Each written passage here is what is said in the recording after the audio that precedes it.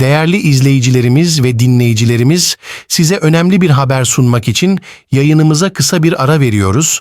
Lütfen bizi birkaç dakika daha izlemeye devam edin.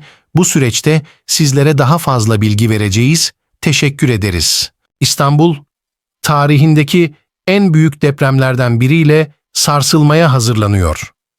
Bilim insanları kritik bir deprem için uyarılarını yapıyorlar ve korkunç senaryolar gerçek olmadan önce hazırlıklı olmamız gerektiğini hatırlatıyorlar.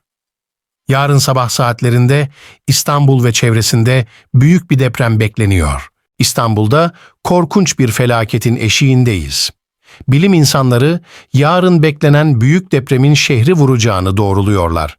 Uzmanlar depremin büyüklüğünün ve etkilerinin büyük olacağı konusunda uyarıyorlar.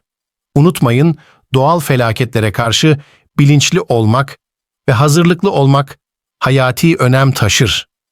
Şimdi önlemlerinizi alarak kendinizi ve sevdiklerinizi koruma altına alabilirsiniz, güvende kalın.